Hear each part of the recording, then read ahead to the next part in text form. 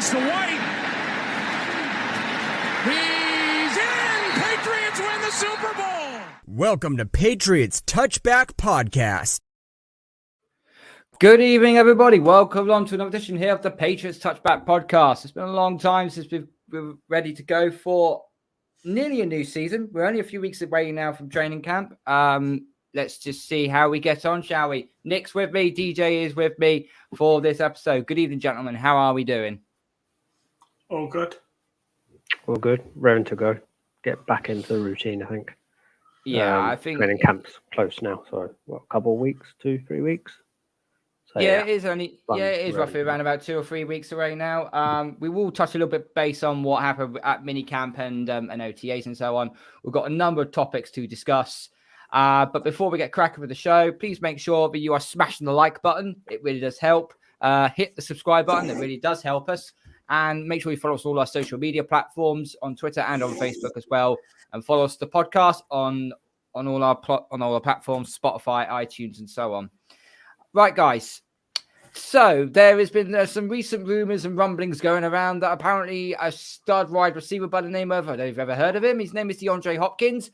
Apparently is, I'm not gonna go down the AFTV route, but he has been linked with coming to New England. He's basically had 2 days in Foxborough. This was a week or so back now. Left without a deal, and he's now looking over his options to see where he ends up going with this. And while we're adding to the report of DeAndre Hopkins, Dalvin Cook, the former running back of the Minnesota Vikings, is now a free agent. And apparently he put out a tweet saying that he would like to play with DeAndre Hopkins. So the question I'm going to ask you two gentlemen is this. Is this a pipe dream or can this be a realistic option? DJ, we'll start with you. Depends how bad Bill wants this. Does he want to make a dent in last year's performance and really ramp up because we do need a wide receiver one. No matter how many receivers we got on our roster at the moment, I still don't think there's that key wide receiver one, that key guy that we're still missing. And then the running back situation is a bit concerning because we do have Stevenson, but then who else do we kind of have to take the ball off Stevenson when he's injured or when he's burning out a bit? So, okay, we do have Harris and Pierre Strong, but they're rookies, so I don't know. I don't expect anything further from those two. So I do think we need a kind of a decent backup. Ty Montgomery apparently has been decent in this in the OTA. So, but yeah, my worry is that Stevenson might not be able to do everything himself. If we have to rely on that running game, we're going to need someone else. And Cook does fit that missing piece, I think, in my opinion. But can we get them both? I don't know. If we do get them both, I think we have a really good shout of then competing against Miami and the likes of the Bills probably on offense. But yeah, that's what I think at the moment. I don't know. I'd like to think we can get at least D-Hop. I think we're still in the favourites running for that. But D-Hop again, he's probably playing, like you said, Karl, he's weighing up his options. He's probably waiting out. He's playing the waiting game at the moment, waiting for training camp, waiting to see if everyone goes down in injury-wise and the team might need his services. So that's where I think he's playing the waiting game at the moment. Nick, what about you? Are you on the same lines as DJ, or do you really think there was a realistic expectation that we could get not just D-Hop, but Cook as well? I think it's a pipe dream that you think you're going to get both. I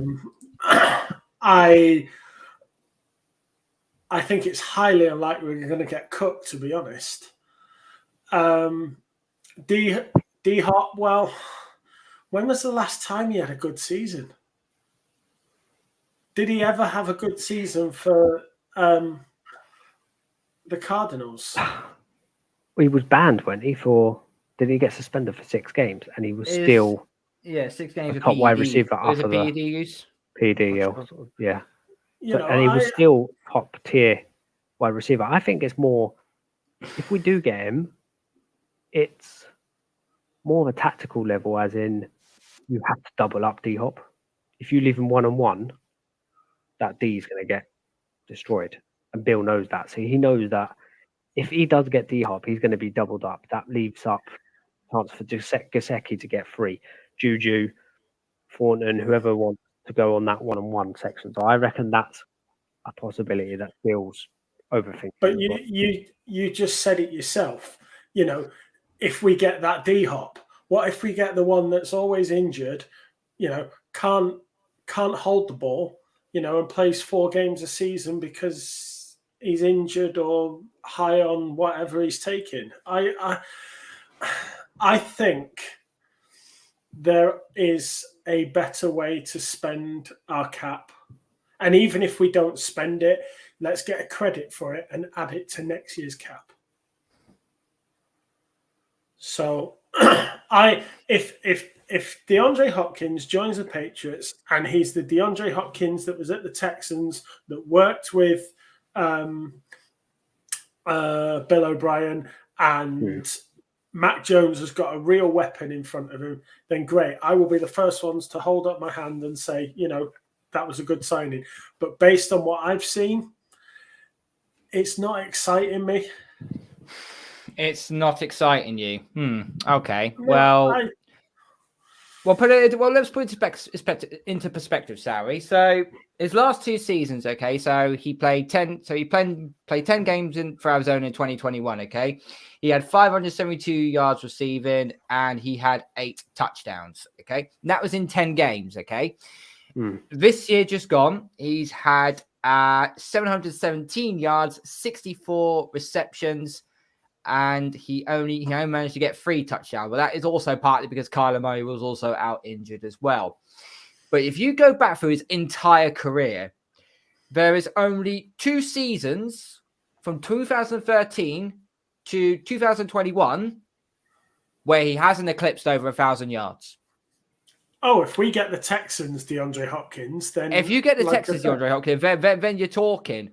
And I think that it adds another wrinkle to iron out, especially with, if we do say we get Hopkins and then you team him up alongside with Devontae Parker, yes, they kind of are very, very similar in terms of receiver, but no corner or safety is going to want to deal with that. And especially also you have Gesicki or Hunter Henry running at you as well.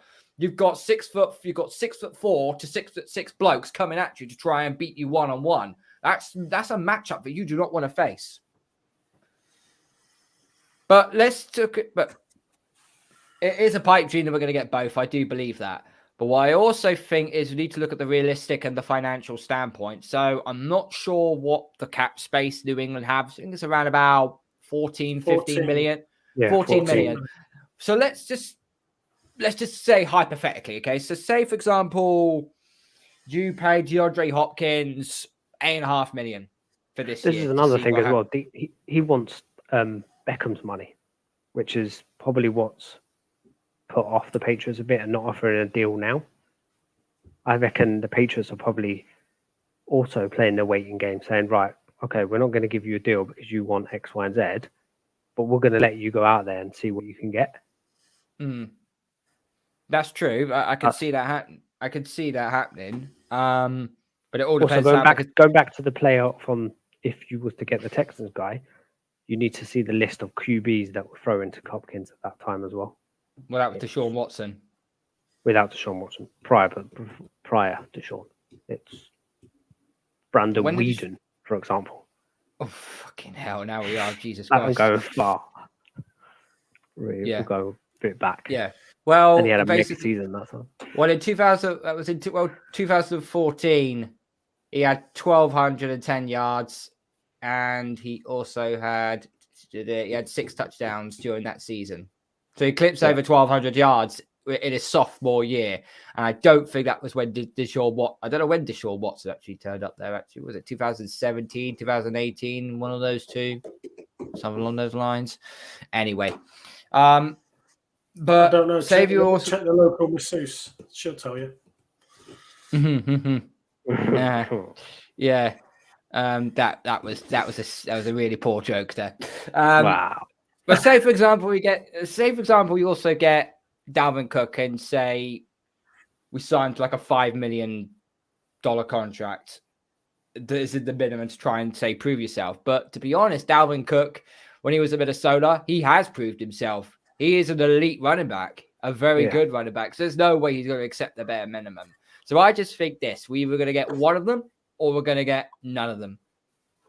My own personal thing. I think infrastructurally and financially, I don't think we've got it. Would I like DeAndre Hopkins? Very injury prone as well.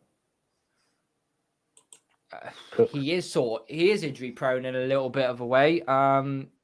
But we always said we're screaming for a top-notch wide receiver. And yes, okay, DeAndre Hopkins is touching on 30 now, or rather he is 30.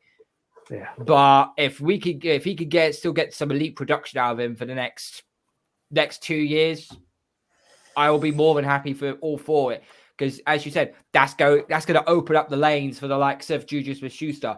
That's going to open up the lanes for Devontae Parker. It's going to also help Tyquan Thornton, because we're going to see him do one of two things. We're going to either see him do a jet sweeps, which we have not seen in God knows how long, or he's going to see him blow the top of the defense, which we've been screaming for probably much since Brandon Cooks, really. So James Scott has put here, Cook is going to Miami. They've got like Did he not refuse to go to have a private workout with Miami, or was that a rumor and a load of? I'm not quite 100% sure. I'm pretty sure he declined. If he did decline it, then that would be it. But Dalvin Cook, he wants a big payday. But the problem is, though, as we've seen in running backs already this year, they're not fetching much on the market right now. No, they're not. It would not at all surprise me if Dalvin Cook got no deal from anywhere else. He'll run back to Minnesota with his tail between his legs. So, but for me, I think the fact that Saquon's not willing to sign his tender at the Giants for 10 million. You're not going to get 10 million anywhere else. I don't know why he hasn't signed. The guy from the Cowboys, he realized quick. Ezekiel Elliott. No, the other guy. Pollard. No, the other guy. Tony Pollard. He realized quickly when they gave him his tender. He realized quickly that he was never getting that kind of money on the open market. So he signed his tender literally the day after they gave it him. And he's sitting pretty. And I don't get why Saquon Barkley won't sign his. Dalvin Cook will not get the money that he wants, because the money is not in the market. There's far too many running backs available. This goes back to what Bill does. Money. He doesn't pay for quarterbacks. So I can't see him going out there and putting out a mega contract for Cooks. You could get the likes of, I'd probably like someone like Lenny Fournette, or Zeke on a cheap deal. Hunt could be a possibility as well. Is that James White kind of player? So yeah, but we've got Ty Montgomery. We've got Ty Montgomery, and yes, okay, he was injured all of last season, but we saw glimpses of during training camp and during preseason. He actually looked like, he's actually looking really good here. He could be the James White replacement we've been needing for. And then he goes down in the first game against Miami, and then that's it. The third down back row is completely screwed. We're running the ball with Damian Harris or Ramondre Stevenson as a 1-2 punch, and we've got nothing to pass out the backfield to. I think Stevenson did do that every now and then, and it did work at times. But, you do need to find new ways of skinning the cat. So also, we don't know how the other two have progressed. Is it Pierre Strong and I can't remember the first name of the other one, the other Harris? Kelvin.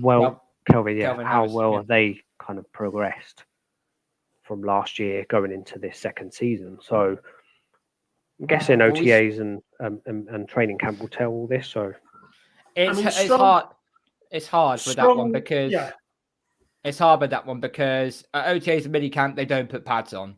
So you can't really get a gauge on the running backs. You can't really get a gauge on the offensive line. You could only really look at basically quarterback, receivers, and the secondary. That's really maybe a little bit of the linebacker in the pass rush, even though they don't put pads on, but still.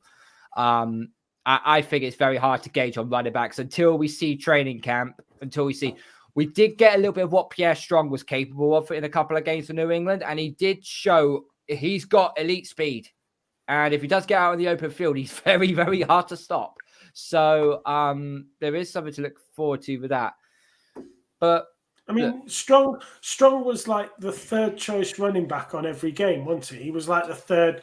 He was the first guy. Yeah, he was the guy ready to come in at any point. So yeah, if he's stepped forward and he's made an improvement, which you would expect him to do, then maybe then he's good to go.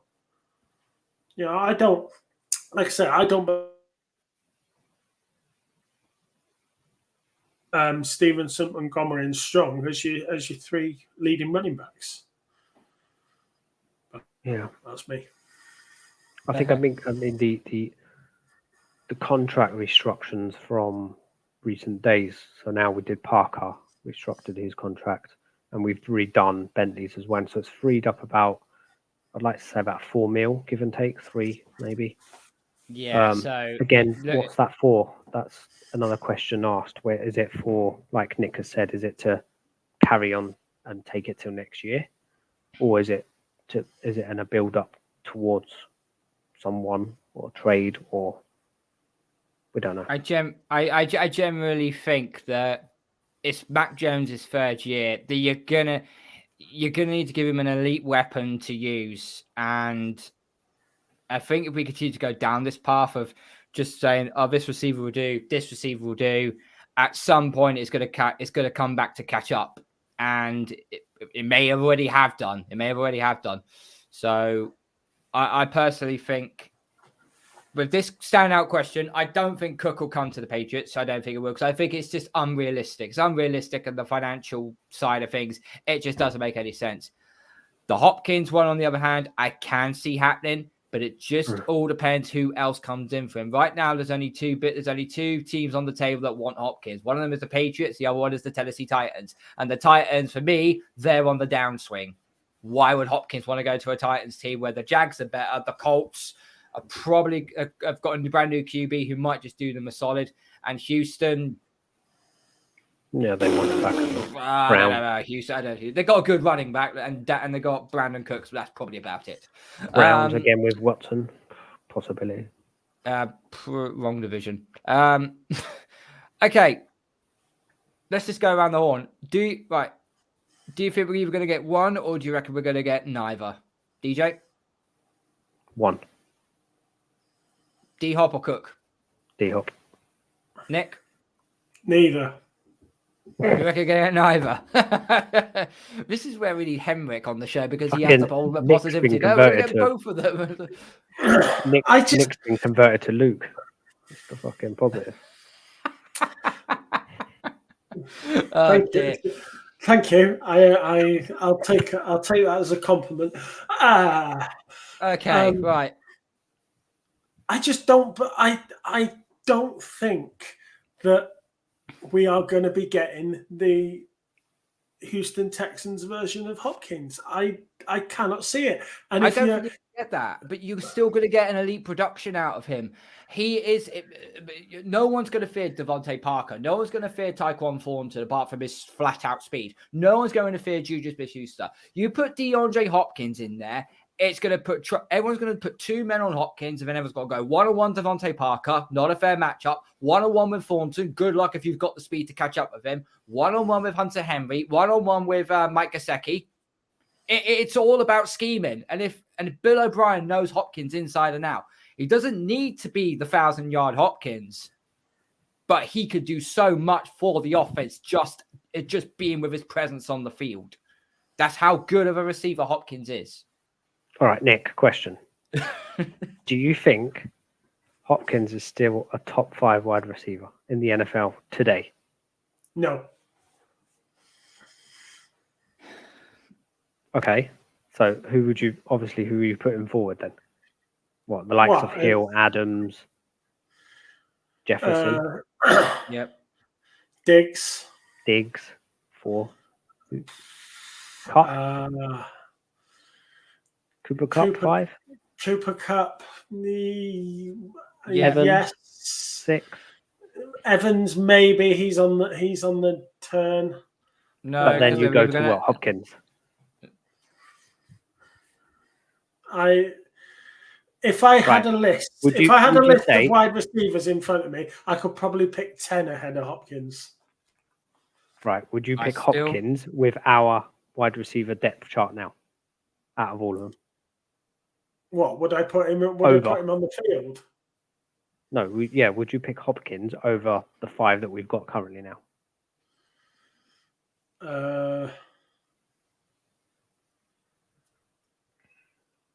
No. Who would you pick in front of Hopkins? Oh my God. Thornton. Do not say Juju because me and Ollie are going to have fucking work.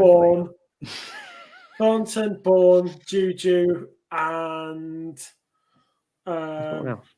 Parker. Come on, you telling me you're going to pick one of those before Hopkins? Yes. No. We are signing. We need D Hop. Right. So let's get out of this topic. Okay. I love to stand on a hill and die on the hill if I need to. Brev, in Germany, we're going to fucking watch D Hop doing a touchdown. I'm going to fucking buy you a D Hop t-shirt whilst we're out there. I'm happy to be proved wrong. I'm also happy to take apologies when I'm proved correct. All right. Well, let's just try and sign him first. Right. Okay.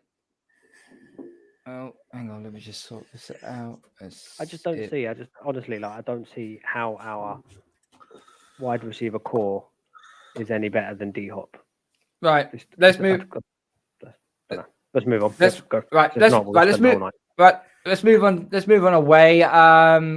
Let's talk about a little bit of concerning news, and we're going to be shooting our way into this next topic because, of course, it's Jack Jones. Got arrested.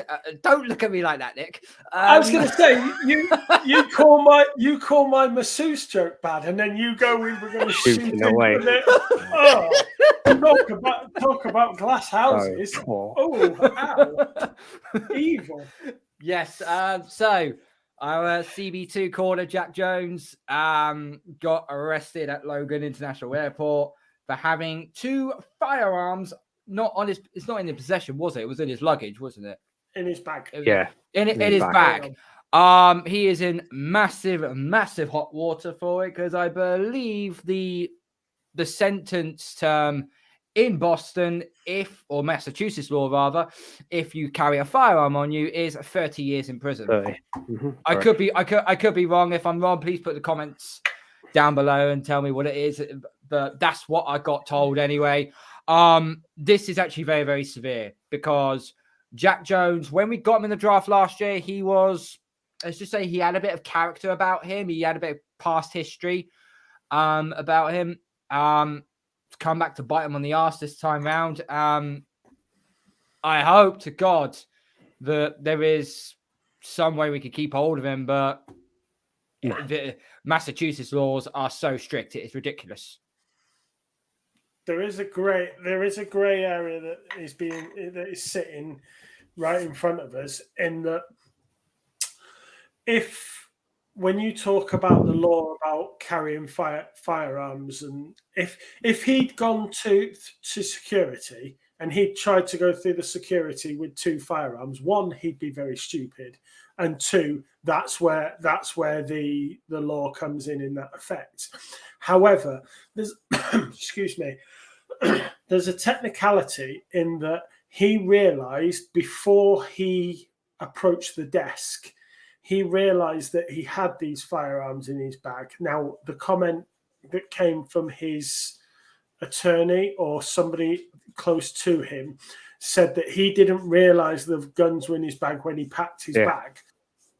So as soon as he realized, when he got to the airport, he went to the desk and he said, I've got these in my bag. I didn't know that they were in there. And because he hasn't tried to take them on, he's actually come and notified the correct people at the correct time. Yes, there's issues with him carrying them and whether he has a permit, and they're completely different issues to the point I'm making. The fact that he hasn't tried to get firearms through security, he hasn't tried to get firearms through the airport, because he has literally approached the desk and said, so there is a technicality in that this big sentence that he could get could actually shrink down based on what they actually want to charge him for. Because they might just say they might just decide to charge him for possession of a firearm without a permit, or possession of a concealed weapon without a carry permit. Those charges are a lot less significant. So I think we will see what the prosecution want to do over the next couple of months and what they choose to do. But I don't think it's as black and white in that, he tried to take firearms through the airport, because from everything I've heard, that's not what actually happened. It's an intriguing one, because if that is the case and he does actually have a leg to stand on with regarding of this, I just kind of think, if you didn't know that firearms got put in your luggage, I don't mean to play a real spiteful person here, but the excuse of I didn't know how them guns got into my hand luggage just says there's a bit of a naivety about it. No, I think what he said is that bag is the bag he stores his firearms in. He forgot that they were in there when he packed his bag. He's not saying that somebody else put them in. He's saying that he forgot they were in there when he packed his bag and left for the airport. I don't think it's not a great excuse. And I still, regardless of what happens, I think he's done at the Patriots. I think the Patriots will probably end up getting rid of him based on whatever happens. But, I don't think he's looking at a massive 20-year prison sentence.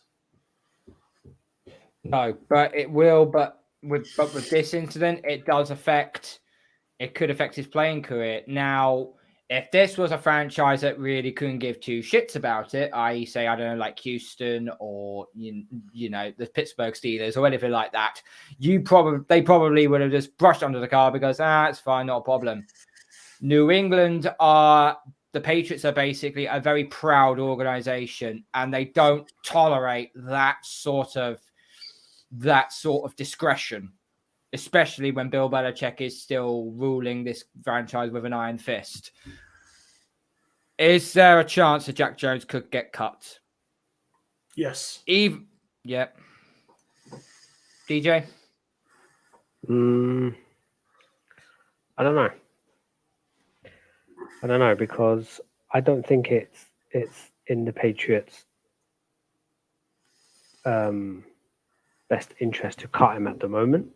I think they'll wait to what happens, i.e. with the lawsuit and all that lark, because I reckon this is all a story what his lawyers have told him what to say. So he's obviously said that he's not guilty for all charges. What he's done and what he's not done is probably another story, but I reckon his lawyers have told him you need to say this, and that. This guy's on a second-year deal this year for a rookie contract. I don't see us cutting him yet, unless he's arrested and he's done for prison sentence, years, blah blah blah. I think it all goes back to what happened with the Hernandez case, where we lost. If we cut the player, we lost a lot of money in cap room and stuff like that. Whilst what we happened with Hernandez, we cut him straight away when we found out about his arrest, etc., etc. If we hold on to him until a certain point, I believe that cap doesn't go through this year, but we can hold on to it until the further years down the line. This is what Jones's cap isn't very large anyway, because he was small. He was a low draft pick. When we cut in on this, we had to pay him $7 million, or we had to pay someone $7 million up front to fall out of his contract. But that $7 million did come back eventually, I think this year or last year, we got that $7 million back. But I just don't know. I don't know what goes through these players' minds. Like, why would you take, if you did or you didn't, like, why would you run loaded? Apparently, the gun was loaded as well with like proper bullets and shit in there. It wasn't like there was no bullets or anything like that. It was loaded. I don't know. It's just I don't know what really, especially to an airport of all places. Yeah, it just doesn't sort of make sense to me in a way. Silly, but, silly. If he just basically forgot that they were in there when he actually got to the airport, then it's should always check your bags before you leave the house. Apparently there was rumors about the bag wasn't his, but then there's a tag that was specifically on that bag that had been given to him and a group of, I can't remember what I read it or I've heard it somewhere.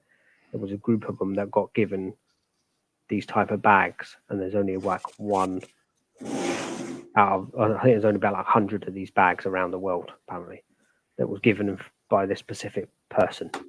So, and it had his initial signed or something on it. So I don't know. We'll see. Hopefully he doesn't ended up in too much trouble and he still stays with us. Because from what I heard in minicamp and OTAs, he did actually perform pretty well coming into his sophomore year. The highlight when I saw him last year was obviously the pick 6 on Aaron Rodgers, which is basically, if that's your first pick 6, and kudos to you. But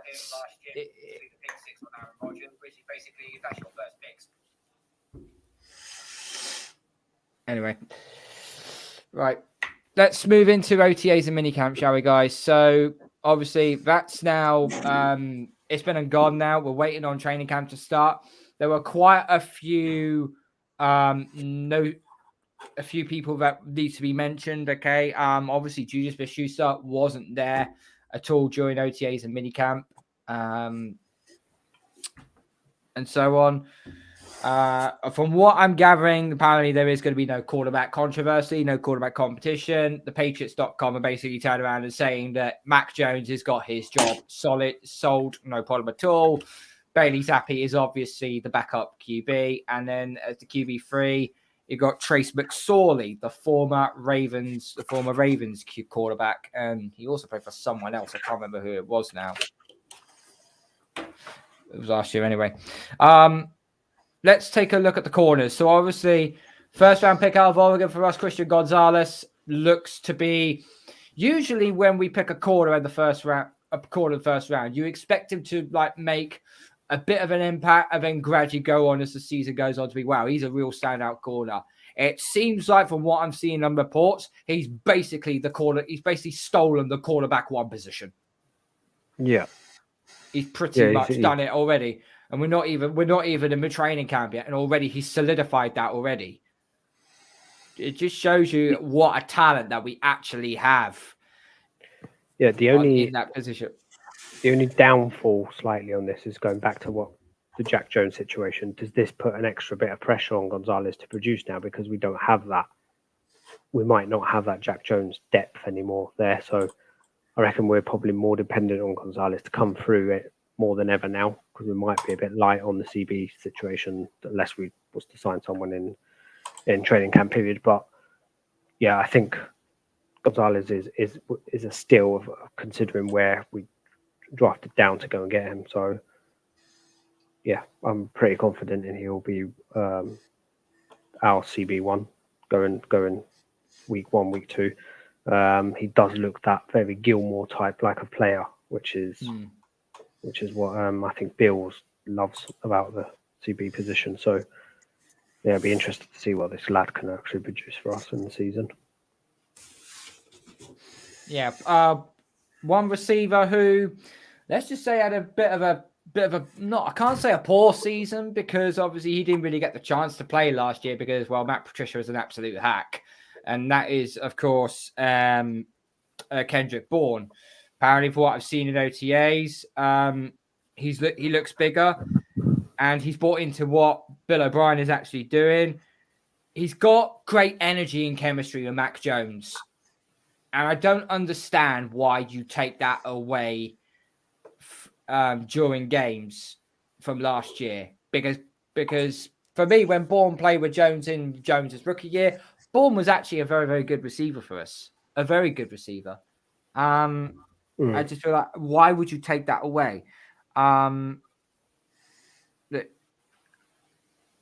Look, we've got a number. There's going to be one or two casualties at the receiver position. Let's be real. There's going to be one or two casualties when it comes to cuts when we get into training camp, okay? And a lot of people turn around and said Kendrick Bourne could be one of those cuts.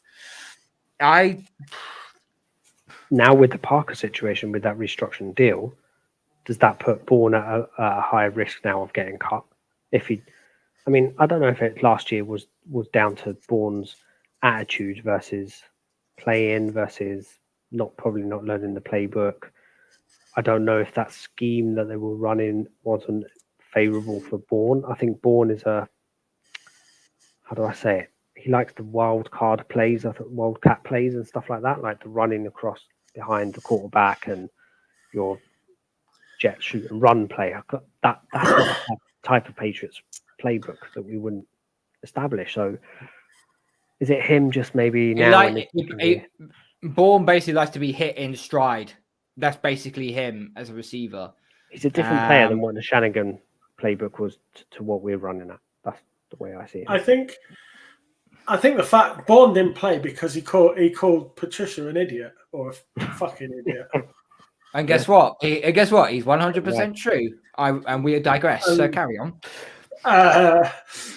Apparently there was, again, I can't remember the exact how it went down, but there was a team meeting where Bourne turned up late and Patricia called him out on it, and he answered back and said something like, you don't know what you're talking about, so why should I listen to you?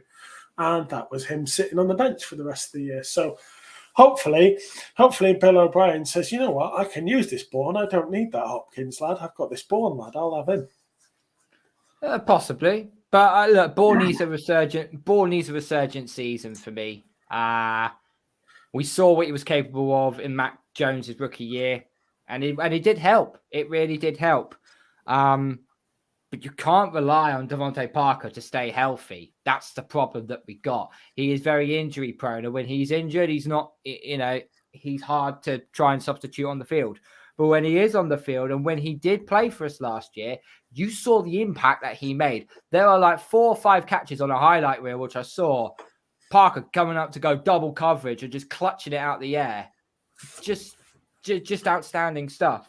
So Parker needs to stay healthy. Bourne needs to get back on the same page.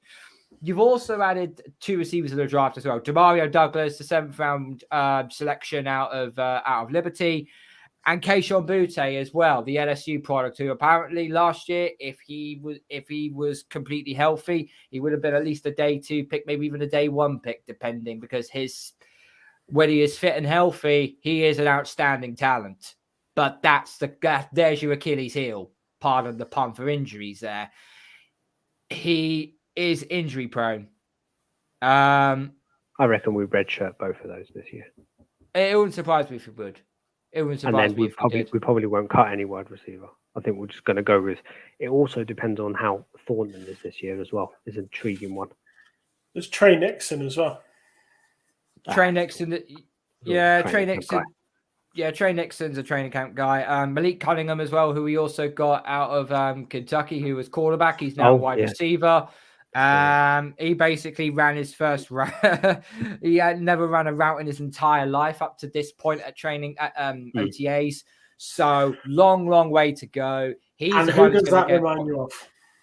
Who does that remind you of? Julian Edelman. Julian Edelman. Came into the Patriots, had never played wide receiver before. Bill said, go on play wide receiver. And he became one of the Patriots' best receivers we've ever had. My favorite player of all time, supporting the Patriots. He's just got that dog attitude, and he's just like never say die attitude. Anyway, Trey Nixon's there as well. It's very, as you said, he is a training camp type of receiver. I don't think he'll break in. I mean, you'll never know. He is built like a slot receiver. So if he really does show up at preseason, he might break in. but we'll have to see because there is a lot of competition there. He spent last year on the practice squad, didn't he? Trainix, and he spent all year on the practice squad. So I think if he's going to have any chance, he needs to make that leap from the practice squad to the roster. So if he's got to have a very impressive training camp. Yeah, he has to. He has to. Let's move on to tight ends because we obviously know about Hunter Henry. We know what he's capable of. Out goes Jonnu Smith. Didn't work out. Not a lot we could do about it. It didn't work out for him. He's now gone. And we bring in ex-Dolphins tight end Mike Gesicki. So we now have new pass-catching tight ends instead of one pass-catching tight end and a blocker, primary blocker. So Gesicki, look, for what I heard, he was great to watch in the spring. He's a natural pass catcher, great fluid mover. It doesn't, with his movability, he's 6'6", 245 pounds. That's quite rare to have when you're a tight end of that caliber. He can run the seam, he can win foot races across the field. He has a large catch radius, and he has the great ability of shaking off defenders. When I actually did watch some Miami Dolphins game when it was obviously red zone, I was not watching the receivers of Hill or Jalen Waddle. I was looking at tight end. I was looking at Gesicki. Where are you lined up all the time? And it seems like the way he just brushes off defenders. It does remind me a bit like Travis Kelce in a way, but just obviously the Wish.com version of Travis Kelce. But anyway, I generally think Gesicki's going to help us more than what Jonnu Smith used to. Listen, I like him. I love Hunter Henry. I think Gesicki is a very, very good passing catching tight ends. You play a 2 tight end set, playing with Parker and maybe the speedster of Tyquan Thornton or Juju. I think that's a problem for defenses to worry about. Because you got a 6'4" tight end, Hunter Henry, and you got a 6'6" tight end in Gesicki. I think that's going to be an issue for secondaries to deal with. Yeah, from reports, I mean, he does seem to be linking up pretty well with Mac Jones, which is a positive. But Gesicki does always remind me of a player where he's the closest we've got to what we had with Gronk. He's not on Gronk's level, no matter. Without a shadow of a doubt, but he is the closest we've ever had to him, I think. And we're going to have, I reckon he's going to be very productive this year. He could be a red zone target by far, especially if our wide receiver core isn't up to par, blah, blah. I think Mac that will be his go-to guy. Stick Hunter Henry in there as well, and it becomes an even massive problem. Yeah. Because you play the 2 tight end set. Fitness. O'Brien loved that 2 tight end set when he was coordinator back in whatever it was, 2011. So, 2012. Yeah, but that was with Gronk and Hernandez. Hernandez, yeah. Yeah, so but Gronk can block as well, and so could Hernandez. Whereas Henry and Gesicki, they're more pass catching. They're not really primarily blockers. I think that's why we also brought in Anthony Ferkser, the former tight end of the Tennessee Titans, to come in as well to be a blocker. And there was also a guy who we got as a rookie free agent, Johnny Lumpkin. We don't know much about him. We'll see what he does in pads because you can't really put a gauge on that. Offensive line is a little bit of an interesting one because once again, no pads. You can't really get a gauge on anything. But for what I am understanding, the right tackle position looks like Connor McDermott, who stepped in for the last, I think it was like 3 or 4 games of the season. Actually did not too bad on right tackle. It seems like he's winning the race to be right tackle at this moment in time. He beat Riley Reif just about in the last OTA. Michael Onwenu right now is sidelined for the Patriots due to a slight injury. There was a number of players that took his position: Bill Murray, Antonio Maffey, and Jake Andrews. So we'll see what happens with there. And fourth rounder, Sidney So, who also played at guard as well. He most exclusively played at right tackle throughout OTAs. He appears to have the length for it, which is a good sign, but his foot speed remains to be seen. We'll have to see that more. This is why OTAs and minicamp is a little bit of a murky picture, because you can't quite put a gauge on the players. Once they go in pads, then you'll start seeing how well they actually perform. I've got Reef down as taking that RT position, to be honest. You got Reef down, okay. Well, Yeah, I think McDermott did decently to the back end of last season. Did he get an extension as well? That McDermott, did he get re-signed? I am not 100% sure, actually. I'm sure he got re-signed at the end of the year.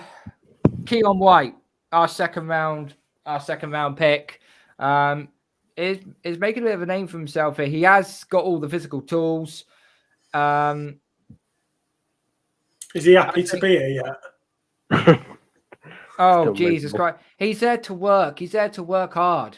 You know, that was it. That was in his interview, wasn't it? He was, while he was at college, he worked as a Domino's delivery driver because he wanted to pay his own way. That's basically someone who wanted hard work and doesn't care about all the flash stuff. I thought it was very unfair because the shot on the TV at the draft of him not looking very happy was actually taken a few minutes before. And so as they call his name for the Patriots, he looks like he's not very happy, but that was actually a shot taken a few minutes earlier. So there was all this, there was all the hoo-ha coming out. Oh, he doesn't even look happy to be signed by the Patriots. Well, would you like to be signed by them? But yeah, I think he's happy enough. And if he, I don't think he's McCourty, but hopefully we'll see some production. McCourty? McCourty's the safety. No, the other one. Yeah. Judon. No. Matt. Chandler Rice. No, my head's gone. Oh, dear. Oh, that's big. Oh, what? Excellent. It's all right. Okay. Anyway. I know what I'm on about. Yeah, it'll come back to you probably at the end of the show, maybe. But no, Keon White's got a lot to do to get himself into. I think he will get into the 53-man roster. It just depends how well he does at training camp and obviously in preseason as well. Uche, maybe. I'm going to bug him now. He has to find it. I think Nick's frozen up, maybe. Let's move further down. Look, let's take a look at the newest linebacker that we got in the third round, okay? Marty Mapu. What a stud he has been so far. He's got explosiveness, range, versatility. His instincts, they are present as a sideline defender. He's got great speed, but most importantly, his click and close for a defender is absolutely fantastic. Yeah. There's an example, but he jumped a Bailey Zappi pass to Matt Sokol over the middle for a pick six and made several plays ranging from the middle of the field to passes in the flats. He also looked terrific in 9-on-7 drills at linebacker against read option looks. He anticipates well, and he has the burst to make the play. We've been screaming for a linebacker of that caliber for God knows how many years. And looks like we may get him. So, but he's not only that, he's going to have a good veteran as well, and Jawan Bentley, who also got paid handsomely as well. So, he's going to learn very, very well. Definitely be pushing to that starting position. I think he'll be used in a rotation way of things. And is he not related to someone? Is his granddad or his uncle was Patriot legend? I'll have to look that up. I'm not quite 100% sure. Matt Wilson, he took the majority of the reps next to Bentley. Raekwon McMillan is on injured reserve at the moment in time, which is a bit of a shame. We already talked about Christian Gonzalez as well. Now, Jack Jones, okay, he's got his little dispute with what he's got to do with being arrested and so on. But Jones, he had the best ball skills in the room with an over the shoulder interception, multiple pass breakups, driving downhill at the catch point, and a terrific ball hawking interception to peel off a vertical and jumper wheel route playing the deep third. Jones gives them a ball hawk to play opposite the lockdown stars of Christian Gonzalez and Jonathan Jones. Now, if he does stay, we've always said he is what we call he's a corner that plays a lot of sticky coverage, a lot of man-to-man coverage, and you saw that in clumps last season. What's this? The DJ's put. You've just okay. Fair enough. Junior Sal. Yeah, that was it. Yeah, 76 overall. Fair enough. So. If Jack Jones does stay with us, you look at our corners already. So you look at Christian Gonzalez, CB1. You look at Jonathan Jones as a CB2. You look at it, Jack Jones is probably a CB3. And then you've got, there's another Jones as well that plays slot. That plays up with that. There's so many Joneses here. I'm getting absolutely Marcus Jones. That's it. Thank you very much. Yeah, he could play the slot corner, but he can also play kickoff. He can also play kickoff and punt returner as well, because Jets don't like getting PTSD when I say this, but yeah, he done that to you. So what's Mills doing this year? He's been converted to safety. He's been converted to safety. He's converted to safety. Look, we've got day three draft picks of here, Speed and Isaiah Bolden. They look like developmental special teamers, I think, for the way they could possibly be. Here's the thing, though. I've had beef with this corner for about the last 2 or 3 years now. Miles Bryant, I really don't rate this guy. Yeah, I really, really do not rate. I'm sorry. If there's any Miles Bryant fans out there, I do apologize. But the guy just does not do it for me. There's so many times he gets exposed. Didn't he last year? Not 100% sure if he got extension or not. Pretty sure he got a new deal. Yeah. So our safeties, Karl Duggar is obviously he's in a contract year. He's been absolutely fantastic. Obviously Devin McCourty is now retired, so that now opens up the likes of Jabril Peppers to come in to play that position. Jalen Mills is also he's moving to safety as well. Joshua Bledsoe, 6th round pick, either last year or 2 years ago. I'm not 100% sure. I think it was 2 years ago now. Let's hope he is fit and healthy this time, because we need to see a bit of him this year. We do need to see a bit of him. I wanted him to make the roster last year. I remember I sat here a year ago as we were going through training camp, and I was saying, this Joshua Bledsoe, he's tearing it up, and he was having good days and he was having bad days, and that's inconsistency. That's the inconsistency he's got to beat. But if I really hope he makes the roster. I wanted him to make it last year. Yeah, and our last thing is obviously special teams. Obviously, we drafted a kicker, Chad Ryland, out of Maryland. He clearly has a strong leg. He's also showed decent accuracy, kicking into the skinny goalposts on practice field, which is good.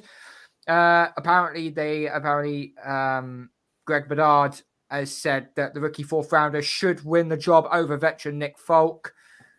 But there's pretty much little pressure in the spring, isn't there? We'll find out what his icon is on the bigger stages when it gets to preseason and when it also gets into regular season as well. So it looks like Ryland is going to take over Nick Folk's kicking job role.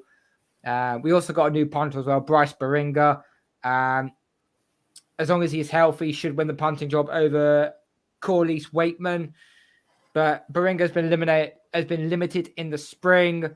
And Walt Waitman is making things very, very interesting. So we got a punter. We got a punter controversy on our hand, which is not something you don't say very often. So yeah, there is some good news to get through regarding of OTAs and minicamp. But training camp is literally what we are waiting for. We're literally about a few weeks away now. So I just hope that we find all these rookies that have come in, they really do show out at training camp now, because this is where the hard work really starts right now. Right. Before we get into our final topic, we do have one thing to sort of like plug in a way. So basically, the Full 10 Yards, who basically is the network that we have our podcast for, they will be doing an NFL kickoff party at the Felsons pub in Birmingham. It's the first week of the NFL Sunday Live. There will be prizes throughout the night. There'll be a pool and shuffleboard available. £10 on the door, including a free drink. But you can also get a guide book with that as well. I think that's for £15 as well. So get your tickets there. There's still tickets available. So please book now at the full10yards.co.uk/kickoff, or you can follow our where is it here? Full 10 Yards are hosting. The link's down in the description below. So click on the link and you can go straight and get your tickets. Myself and Nick, we will be going to Birmingham to fly the flag for the Patriots Touchback podcast. And obviously Patriots Nation as well. So come and join us, and come and buy us a beer while you're at it. We will much appreciate the beer more than anything. But that's that's what we got. So yeah, happy to have an autograph and a selfie. Oh, absolutely. as if we're famous or anything, you know. No, I was going to get an autograph and a selfie with other people. So I get. Oh yeah, that's very, very true. So it'll be, and also good to see our other podcast lot there. So the believe in the Cleveland podcast as well. You got the Jags UK lot, Atlanta Falcons UK. Hopefully you see those the Giants. They'll be there. And obviously Big Blue UK and Ireland. By the way, Kevin, who was hosting of that, he was actually at Download Festival where I was not far back. So I wished I got. But we'll meet up with him and so on. And so, but it'll be a fantastic night. Get your tickets. The link's down in the description below. So make sure you go and check out the website, get your tickets, and yeah, come and have an amazing time. It'll be absolutely fantastic. Right. Before we touch on with a little bit more of I don't know how to come about this. So DJ has just obviously plugged this to me earlier on. There was some terrible news recently, and that is, of course, the death of former Patriots cornerback Ryan Mallett. Absolutely sad to say the least. Look, Ryan Mallett, he was basically a backup to Tom Brady during his time with the Patriots, but even then, this is still quite a somber. Quite a somber story. He played 21 games. He went 3-5 as a starter. He compiled 1,835 yards passing, 9 touchdowns. He did have 10 interceptions. His career ended in 2017, and unfortunately, he died not too long ago. Devastated. So it is absolutely devastating. So from all of us here at the Patriots Touchback podcast, we wish his wife and we wish his family all the best, and we give you our sincere condolences. Rest in peace, Ryan Mallett. Okay, Nick, you wanted to speak on a little bit on the gambling issues that we got in the NFL. Not necessarily to do with New England, because I don't think the Patriots have any players that are suspended due to gambling. But this is more on an NFL, an entire NFL level throughout the whole 32 teams. So, floor's yours, mate. Yeah. Obviously, gambling is a league-wide issue. You've had 10 players in the last few years that have been banned by the NFL for violating the gambling policy. All the way back to Calvin Ridley, who's just sat out an entire year, and he's now joined the Jaguars. Mm-hmm. Now, the rules state that a player cannot bet on the NFL. That's fine. No issue with that. And no player should be betting on the NFL, regardless of whether you're betting on your own team or not. But what I don't understand about the current NFL policy is that they are quite happy for players to bet on other sports, providing they're not at the facility, they're not traveling to a game, and they're not in the hotel. If they're at home, they're allowed to bet on a sport that isn't related to the NFL. But a coach isn't allowed to bet on the NFL or any sport, whether he's at home or not. So it seems like there's a double standard there in that the players are more important, so they're allowed to bet. And they've also got the money. Chris Sims was the first to raise this on PFT. So he deserves the credit for putting the dots together. But he made the point that there's all these players with big money. The sports books want that money. The sports books have climbed into bed with the NFL. They want to see money coming in their pockets as well. So to me, it's simple. You put a blanket ban on betting, on gambling, while in the NFL. If you are playing in the NFL, if you are on a roster, you are not allowed to bet, full stop. But it seems to be that's not the case, because do they want players gambling on other sports so that they can get the players' money? It seems to me that the NFL have gone and climbed into bed with the sports books and are trying to appease the sports books. And all these players are getting banned for doing things that, whether they thought it was right or it was wrong, there should be a blanket ban on the gambling itself. There's no reason why you have to put stipulations in that some players can bet here and they can bet there, but they can't bet on this and they can't bet on that. But if you're a coach, you can't bet, full stop. What's stopping a player giving 10 grand to a friend he trusts, and that guy put the bet on? Then you start bringing in insider information, and if a player knows that in the first 20 plays of the game they're going to run, I don't know, let's say they're going to run 11, so they're going to run over 50%. The player knows that, so the bet goes on. He's using insider information, but as the player's given the information to somebody else who's betting, there's no line to say that the player. The whole thing is just out of whack. I don't understand why the NFL are letting this happen to the point that it's easy to fix. Yeah. I think everyone's a bit black and white at the moment, where I don't think no one knows what the rules are or what the policy is. I know that the NFL have now whacked it out there and there's players now being suspended left, right and centre. But yeah. I'm pretty sure here in the UK, you have the likes of football players betting every weekend on horses. And that was seen to be, I guess, okay. It's when they start to bet in the sport that they're playing in. But no player can be betting in the sport they're playing in.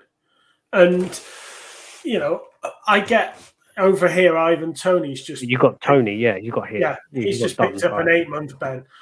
But... I don't understand why the NFL are dragging their feet and they don't just make it play. Because some of the teams, I know the New Orleans Saints made it, and the Chargers were another one. They made it clear that they took the NFL policy and they completely reworded it, and then sat every single player down and explained it to them in effectively using crayon to what the NFL were trying to say, and those players have seemed to understand it. If you've got to rewrite the policy to explain it to your players, then surely the policy is not right. It is very black and white. I think if you are an athlete and you're in that sport, I think there should be something a stipulation place where you should not be allowed to bet on. You should not be allowed to bet on your actual sport that you play for. And it also, so if you play in the NFL, I think there should also be a rule as well. You're not allowed to bet on the NCAA as well, because that's sort of like going over your boundaries. But if you're betting on sports which are out of your realm, like basketball, baseball, ice hockey, lacrosse, all that kind of stuff, then basically that should be fine. The fact the coaches are not allowed to bet full stop is strange to me, because it's basically one rule for one and one rule for another. Correct. And it just doesn't make sense to me. Maybe I do actually agree with you in a certain way. The players now earn more money than the coaches do. Yeah. Who's the highest coach earner? It's Bill Belichick. Probably, Yeah, unless Andy Reid has been given a brand new contract, which no one's never seen before. But it just looks. It just doesn't make sense in a way that coaches can get completely banned from betting across any form of platform, yet for a player to do so, they can't do it on their own sport they play for, but they can in certain situations, like either they're at home. And I do think this is why when people say gambling is brilliant, when gambling finally got legalized in some states in the US, they've just basically woken up a sleeping giant. They basically, FanDuel is the biggest culprit. I know we say MGM sportsbooks and that, but FanDuel is the biggest culprit of the lot because it's them that started. It's them that started this movement. It was them that started this movement. To gamble, It's not just it. Right. Let's use the LA Rams as an example. In California, you are not allowed to bet full stop. The laws say that you can't bet. So the NFL are saying, oh well, it's okay to bet on basketball providing you're at home. Okay, so Cooper Kupp sits at home and he bets on the basketball. He's not breaking the NFL rules, but he's then breaking California state rules by betting. The NFL have not. The policy doesn't say that any state laws supersede the NFL laws because the NFL aren't bothered about the state laws. No, and the whole policy is wrong. It's worded wrong. It's implemented wrong, and the NFL just won't do anything about it. So you're going to continually get players falling foul of the rule. What goes through my head, and I'm not questioning the individuals' like rights and they can do what they want, etc. But if you're earning an X amount of money, why the need to go and gamble that money or bet? Are you gambling excessive amounts to gain excessive amounts back? Because then you've got an issue. I don't see what is there. Why do you have to? You're gaining like, I don't know, 30, 40, 50,000 a week, whatever. Why need to have a little punt? You've got more money than you've got more money than sense if you're betting that sort of money. I don't know. Is it because they get a thrive out of it? Do they haven't?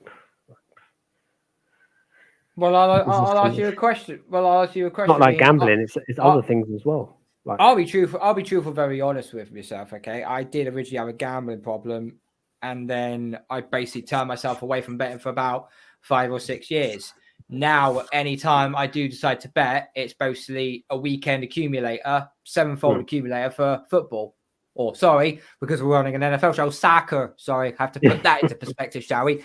I only do that, and I usually put a $5 down. If it comes through, great, I won money. If I don't, that's it, done and dusted. Never bet more than you can lose. Never bet more. Never ever chase your losses. So please gamble responsibly. That's all we're trying. That's all we're trying to say from this point. But regarding of the laws and that, it is a little bit backwards. It is quite backwards, shall we say, in a way. It just doesn't make sense. Yeah. Anyway, guys, we are going to get on out of here. That is the end of our stream. Thank you to DJ. Thank you to Nick. Just a little catch up, guys, before we get on out of here. Remember, the full 10 yards NFL kickoff party at Filson's Birmingham on the first week of NFL season. I believe that's on the 10th of September. Get yourself down to Filson's in Birmingham. It's £10 a ticket. You get including a free drink. all10yards.co.uk/kickoff. Go get your tickets there or click the link in the description down below. Me and Nick will hopefully see you there. That's the end of our show, guys. DJ, thank you so much for coming on. Nick, as always, been an absolute blessing. Please make sure you smash a like on the video if you liked it. Hit the subscribe button if you really liked it. Tell all your friends. Follow us on all our social media platforms and follow our podcast on iTunes and Spotify. we are all out of here. Thank you, everyone. Thank you, everyone. We'll be back hopefully next week with another show if there's anything to go by. But if we don't, we will see you after the first session of training camp, because things are going to get hot up and things are going to start getting tasty on who will get that 53-man roster place. So for more of the Patriots Touchback podcast, go Patriots.